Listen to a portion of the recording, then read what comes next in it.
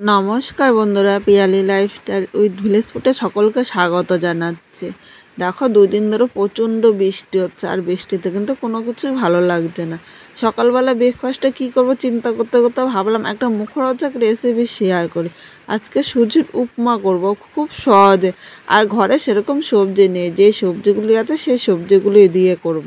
তোমরা একবার দেখলে খুব সহজেই বানিয়ে নিতে পারবে। তাহলে কীভাবে করলাম চলো দেখে নেওয়া যাক। এখানে 1 বাটি সুজি মানে 250 গ্রাম সুজি নিয়েছি, আর নিয়েছি বরবটি, আলু কেটে নিয়েছি, একটু আদা কুচি করে নিয়েছি, একটা মাঝারি সাইজের পেঁয়াজ কুচি করে নিয়েছি, আর সাথে নিয়েছি কাঁচা লঙ্কা 3টে। তোমরা যে যেরকম ঝাল খাবে সেই হিসাবে কিন্তু ঝালটা নিয়ে নেবে। এবার একটা কড়াই বসিয়ে দিয়েছি, এর মধ্যে আমি সাদা তেল নিলাম।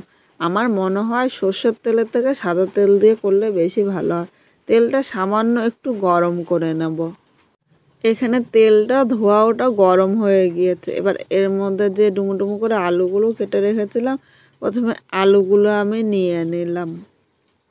এবার এর মধ্যে আমি স্বাদ অনুযায়ী মানে 1/2 চামচেরও কম লবণ নিয়ে নিলাম। এখন আলুটার সাথে লবণটা নেড়ে চেড়ে মিশিয়ে মিডিয়াম আগুনে 2 থেকে 3 মিনিট হালকা লাল করে ভেজে নেব।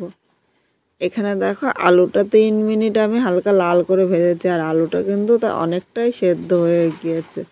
এবার এই জায়গায় আমি বটবটিগুলো নিয়ে নিলাম, কারণ আলুটা ভাজতে একটু টাইম লাগে, আর বটবটিটা ভাজতে কিন্তু সেরকম টাইম লাগে না। আর খুব বেশি বটবটি ভাজলে তখন কিন্তু খেতে ভালো লাগে না।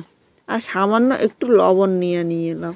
এবার আলু ও বটবটিটা নেড়ে চেড়ে মিশিয়ে এখন মিডিয়াম আগুনে আরও 2 থেকে 3 মিনিট এইভাবে ভেজে নেব। খুব জোরে কিন্তু আগুন দেব না। এখন আমি একটু চাপা ঢাকা দেবো, তাহলে কিন্তু তাড়াতাড়ি সেদ্ধ হয়ে যাবে। 3 মিনিট পর ঢাকনিটা আমি তুলে নিয়েছি। এখানে দেখো, যে জল ভাবটা ছিল জল ভাবটা কিন্তু পুরো টেনে নিয়েছে। আর এই জায়গায় বটবটি আলু দুটোই কিন্তু খুব সুন্দরভাবে ভাজা হয়েছে। এবার এর মধ্যে আমি মাঝারি সাইজের পেঁয়াজ কুচি নিয়ে নিলাম, এর সাথে লঙ্কা কুচি নিয়েছি। তোমরা ঝাল যেরকম খাবে সেই হিসাবে নেবে। এখানে আমার 3টে লঙ্কা কুচি নিয়েছি। তার সাথে আমি একটু আদা গ্রেট করে নিয়েছি। ইচ্ছে হলে তোমরা আদাটা বেটেও দিতে পারো, কিন্তু আমার মনে হয় এই জায়গায় আদা গ্রেট করে দিলে বেশি ভালো লাগে। এবার স্বাদ অনুযায়ী লবণ নিয়ে নিলাম। এর সাথে আমি 1/2 চামচ হলুদ নিয়েছি।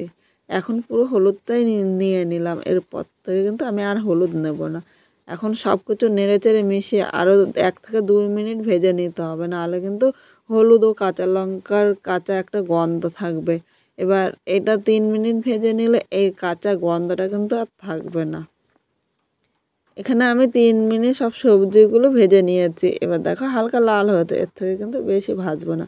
এবার এখানে যে সুজিটা রেখেছিলাম এর সাথে সুজিটা নিয়ে নিলাম।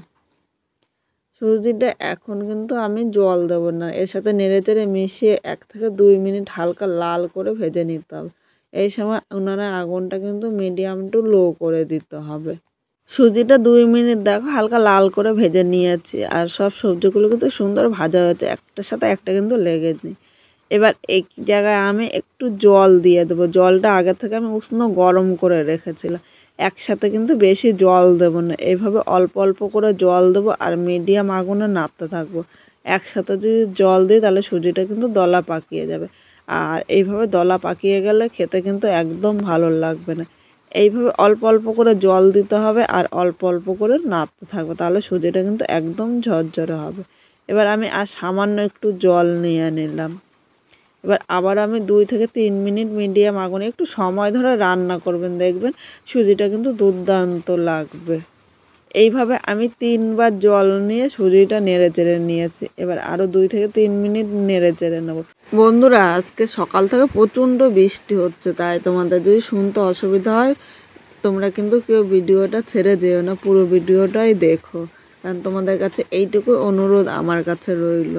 আর একটু অসুবিধা হলে দেখে নিও, কারণ খুব বৃষ্টির আওয়াজে হয়তো কথাটা পরিষ্কার তোমরা বুঝতে পারবে না, কিন্তু পুরো ভিডিওটা দেখলে তোমাদের কিন্তু খুব ভালো লাগবে। খুব সহজে বৃষ্টির দিনে তোমরা বাড়িতে একটা মুখরোচক রেসিপি করে নিতে পারবে। এখানে দেখো, কথা বলতে বলতে সুজিটা আমি নেড়ে চেড়ে নিয়েছি, আর সুজিটা কিন্তু একদম ঝরঝরে হয়ে গিয়েছে। এবার আমি নামিয়ে নেব।